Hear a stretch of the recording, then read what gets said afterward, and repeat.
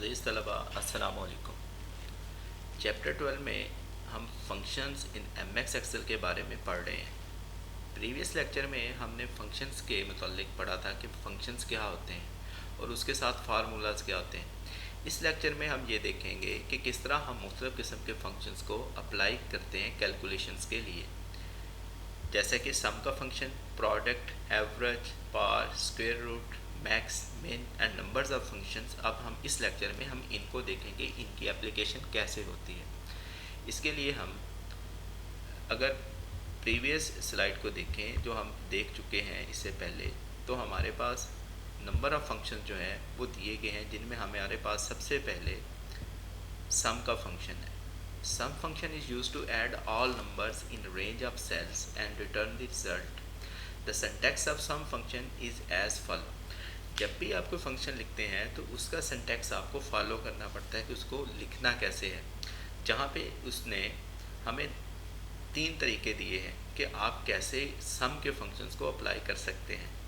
पहला भी ये है कि आप इक्वल का साइन लगाने के बाद सम का नेम रखें और जो आपका पहला नंबर है, ठीक है, वो लिखें। उसके बाद कॉमे के बाद दूसरा नंबर लिखें जो आप ऐड करना चाहते हैं, और उसके बाद एंटर करेंगे तो आपको पर्टिकुलर जो है वो डिज़ायर्ड कैलकुलेशंस का रिज़ल्ट मिल जाएगा। जैसे कि वो कह रहा है, these are the arguments of functions. ये आपके फंक्शंस के आर्गूमेंट हैं जो उस आप पैरेंथेसिस के अंदर लिख रहे हैं। These are the numbers that are to be added by the sum function. यहाँ पे आप वो as a argument particular values भी दे सकते हैं कि हमने किस तरह इन दो वैल्यूज़ को ऐड करना है। अब यहाँ पे आपने as a argument cell reference देने हैं, सेल पहला कौन सा है और उसके बाद उसकी आखिरी रेंज कौन सी जा रही है। और इसके अलावा जिस तरह आपने सेल 1 को कोलन के साथ अलग किया है, आप सेल 1 और सेल 2 को सेपरेट कॉमर्स के साथ सेट कर सकते हैं। अब इस फंक्शन को अप्लाई करने के लिए हम एमएस एक्सेल में इसकी एप्लीकेशन देखते हैं। इसकी एप्लीकेशंस को देखने के लिए हमने प्रीवियस लेक्चर में ये देखा था कि हम डायलॉग बॉक्स के थ्रू भी मुख्तलिफ़ किस्म के फंक्शंस को अप्लाई कर सकते हैं, जो कि एक इजी और आसान रास्ता है किसी भी फंक्शंस को अप्लाई करने के लिए। आपने देखा होगा कि इंसर्ट फंक्शन का टैब हमें रिबन के अंदर नज़र आ रहा है, जिसको हम अप्लाई करेंगे। फॉर एग्जांपल, हम एमएस एक्सेल को स्टार्ट करते हैं और इसमें एक ब्लैंक वर्कबुक को सिलेक्ट करते हैं और इसके ऊपर हम फंक्शन अप्लाई करते हैं।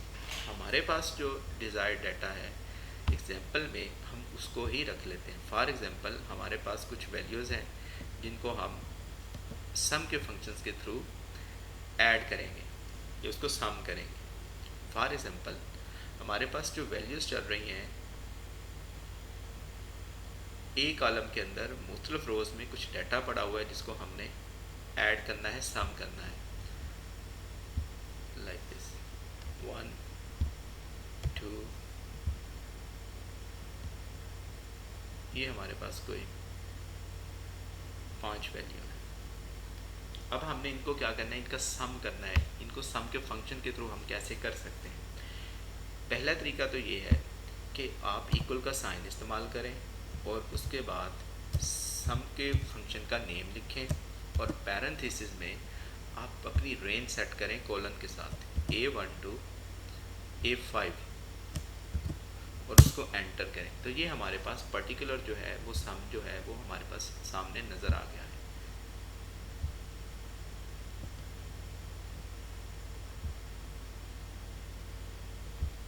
Like this. अब दूसरा तरीका क्या है कि हम कोई सी भी वैल्यूज़ लेते हैं, 23, 45, और यहाँ पे हम मुख्तलिफ़ किस्म के फंक्शंस के टैब को इस्तेमाल करके इसको सम करवाते हैं। फॉर एग्ज़ाम्पल, ये इंसर्ट फंक्शन का टैब है, इसके ऊपर आप क्लिक करेंगे तो यहाँ पे नंबर्स ऑफ फंक्शंस आपको शो हो जाएंगे कि आपने कौन सा फंक्शन अप्लाई करना है। मसलन अगर आप कोई सिंटैक्स वगैरह भूल जाते हैं तो इस डायलॉग बॉक्स के अंदर आपको उसका पर्टिकुलर सिंटैक्स मिल जाएगा कि ये सम का फंक्शन है। अब इसके ऊपर आप जब ओके अप्लाई करेंगे तो ये आपको गिवन रेंज सेट कर देगा कि आप G1 से G2 तक अपना जो फंक्शन है ये अप्लाई करना चाहते हैं, और उसके बाद आप ओके करेंगे तो ये उसकी वैल्यू सेट कर देगा। ये हमारे पास है सम का फंक्शन। सम के फंक्शंस को इस्तेमाल करने के लिए हमारे पास जो गिवन वे है उसमें हम ये देख रहे हैं कि किस तरह हम अपने सेल के रेफरेंस को लिखते हैं कि ये सेल रेफरेंस कहाँ से लेके कहाँ तक जा रहा है। और एक दूसरा तरीका ये है कि हम वो पर्टिकुलर वैल्यूज़ भी दे सकते हैं, वो नंबर भी लिख सकते हैं, लेकिन उनको हम सेपरेट करेंगे कॉमास की मदद से। फॉर एग्जांपल हमारे पास एक वैल्यू है 23, दूसरी वैल्यू है 2, तीसरी वैल्यू है 34। अब यहाँ पे हम फंक्शन अप्लाई करेंगे इन तीनों वैल्यूज़ को सम करने के लिए। तो हम यहाँ रेफरेंस के तौर पर देख सकते हैं कि हम सम फंक्शंस को यूज़ करते हैं। ये जस्ट मैं डिस्क्रिप्शन दे रहा हूँ यहाँ पे। फॉर एग्जांपल यहाँ पे हमने इस फंक्शन को अप्लाई करना है इन तीनों वैल्यूज़ को। अब हमारे पास इक्वल साइन और उसके बाद फंक्शन का सिंटैक्स लाइक सम, और उसके बाद मेरे पास वैल्यू है 23, और उसके बाद मेरे पास वैल्यू है 2, और उसके बाद है मेरे पास 34, और ये मेरे पास इनका सम आ गया है। लेकिन दूसरा वे क्या था कि हम इनको क्या कर सकते हैं, इनकी रेंज के साथ सेल रेफरेंस दे के भी सेट कर सकते हैं। फॉर एग्जांपल यहाँ पे हमारे पास इक्वल का साइन और उसके बाद सम फंक्शन का सिंटैक्स और उसके बाद पैरेंथेसिस। पैरेंथेसिस के अंदर हमारे मुख्तलिफ किस्म के आर्गूमेंट लाइक सेल 1, और उसके बाद ये कहाँ तक जा रहा है। इसके लिए हम क्या इस्तेमाल करेंगे, जो वो वे है वो सेल 1 2 उसने कॉमे के साथ भी इसको सेपरेट किया है, कॉमा लाइक दिस और कॉमा लाइक दिस, एंटर। ये हमारे पास वही वैल्यू आई है। जब आप कोलन इस्तेमाल करते हैं तो हमारे पास पर्टिकुलर जो रेंज है वो सेट होती है कि A1 to A5 है। जब आप फंक्शंस में सेपरेट कोई चीज़ें गेट करेंगे तो उस सूरत में हमारे पास जो है वो फंक्शन में कॉमा इस्तेमाल किया जाता है। हम दोनों तरीके से इस फंक्शन को अप्लाई कर सकते हैं। इसके बाद जो हमारे पास फंक्शन है वो आ रहा है प्रोडक्ट का function. The product functions is use to multiply the numbers and return the answers, यानी इसको मल्टीप्लिकेशन के लिए इस्तेमाल किया जाता है कि जब आप मुख्तलिफ किस्म की वैल्यूज़ को आपस में मल्टीप्लाई करना चाहते हैं। तो इसी को हम दोबारा देखते हैं। लेट्स सपोज हम ये कह सकते हैं कि ये हमारे पास जो शीट 1 थी ये सम के फंक्शन की थी, ठीक है। तो हम एक नई शीट ऐड कर लेते हैं जिसको हम रख देते हैं कि ये हमारे पास प्रोडक्ट की है। लेट्स सपोज हमारे पास एक वैल्यू है 34 मल्टीप्लाई बाय 3। अब हमने प्रोडक्ट का फंक्शन इस्तेमाल करना है इसके लिए। अगर हम इसको फार्मूला के थ्रू सेट करेंगे तो ये हमारे पास इसका आंसर आएगा equal sign this reference multiply by this reference, और ये हमारे पास इसकी वैल्यू आ जाएगी। अगर हम इसको फंक्शन के थ्रू सेट करेंगे तो हम यहाँ पे एक डिस्क्रिप्शन दे देते हैं कि हमारे पास प्रोडक्ट फंक्शन आ रहा है यहाँ पे।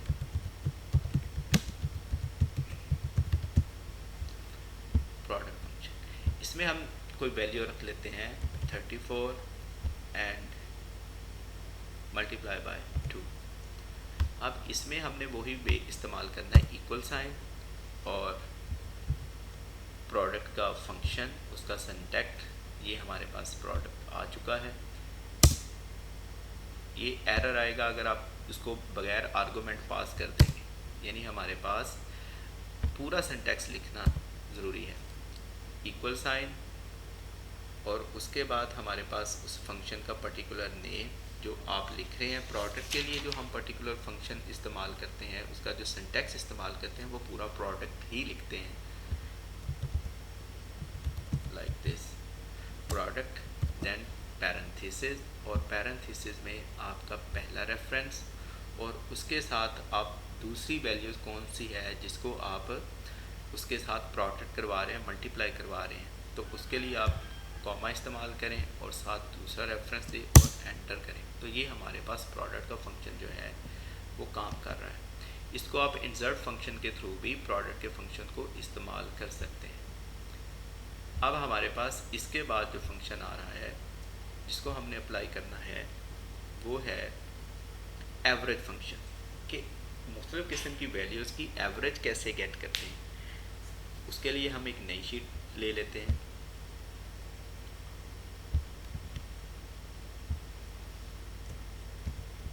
एवरेज के नाम से एवरेज फंक्शन को इस्तेमाल करने के लिए हमारे पास जो सिंटैक्स आएगा वो एवरेज का आएगा।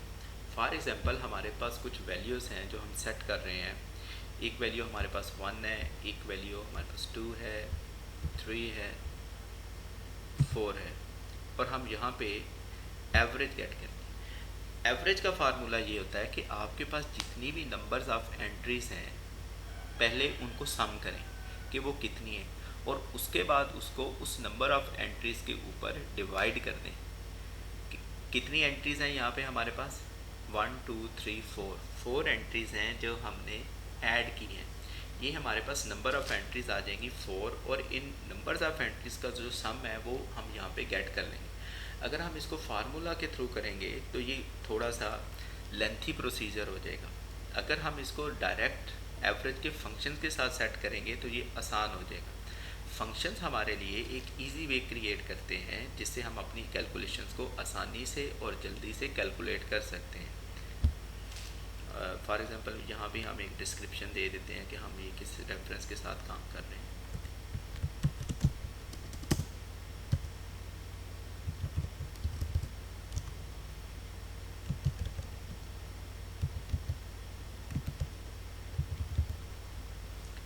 Average functions.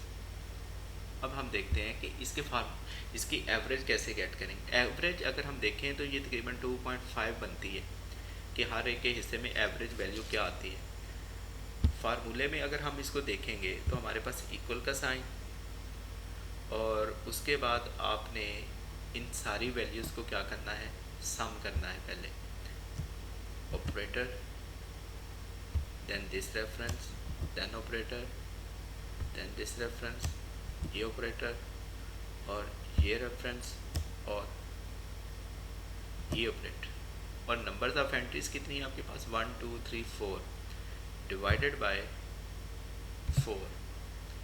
अब इसको एंटर करेंगे तो तब आप पर्टिकुलर एवरेज गेट कर पाएंगे।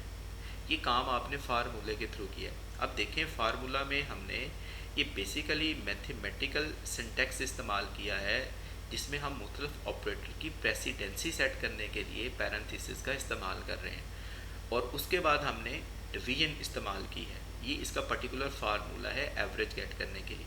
लेकिन अगर यही काम आप एक फंक्शंस के थ्रू करेंगे तो ये बहुत आसान हो जाएगा। फॉर एग्जांपल आपके पास वैल्यूज़ यही हैं 1 2 3 4। अब यहाँ पे इसकी एवरेज सेट करना चाहते हैं, एवरेज गेट करना चाहते हैं, तो इसके लिए हमारे पास प्री डिफाइंड फंक्शन मौजूद है जिसे हम एवरेज का फंक्शन कहते हैं।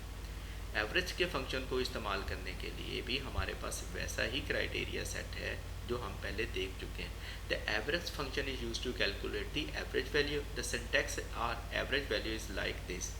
आपके पास वो रेफरेंस होंगे जिनकी एवरेज आपने गेट करनी है, और उसके लिए आप कहीं पे कोलन इस्तेमाल कर रहे हैं जब आपने रेंज के साथ सेट करना है, जब आपने पर्टिकुलर डिफरेंट वैल्यूज़ देनी है तो उसके थ्रू इसको सेट करना है। फॉर एग्जांपल हमारे पास एवरेज वैल्यूज़ जो गेट करनी है वो ये हैं, तो इसके लिए हम एवरेज का फंक्शन लिखेंगे, इक्वल साइन, और एवरेज फंक्शन यहाँ पे बिल्ट इन हमारे पास आ चुका है एवरेज।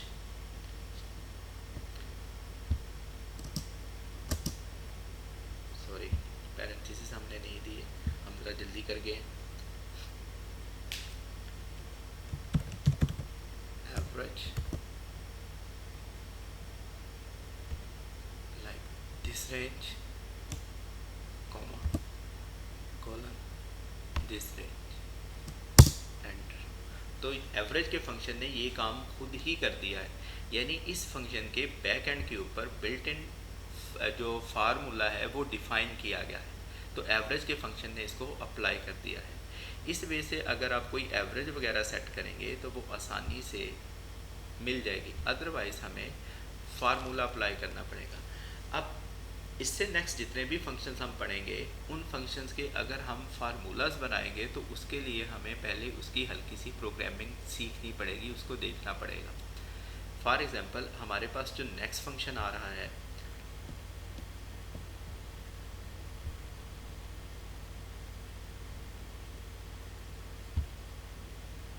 पार का फंक्शन, कि हम किस तरह किसी भी फंक्शंस को अप्लाई करके वैल्यूज़ की पावर गेट करते हैं। जब भी किसी भी नंबर की आपने पावर गेट करनी है तो हमारे पास एक उसकी बेस वैल्यू है और एक उसकी एक्सपोनेंट वैल्यू है। For example the power function return the result of number raise to a given power. The syntax of power function is as follow. यानी जब भी आप पावर का फंक्शन लिखेंगे तो उसमें आपका जो पहला नंबर होगा वो आपका बेस नंबर होगा और जो आपके पास दूसरा नंबर होगा वो उसकी पावर को शो कर रहा होगा। फॉर एग्जांपल आपके पास जो वैल्यू आ रही है वो 4 आ रही है और उसकी जो नंबर है बेस नंबर है और उसकी पावर 3 आ रही है, तो आपने देखना है कि ये आपकी वैल्यूज़ को कैसे सेट करता है। इस फंक्शंस को हम देखते हैं अपने नेक्स्ट लेक्चर में।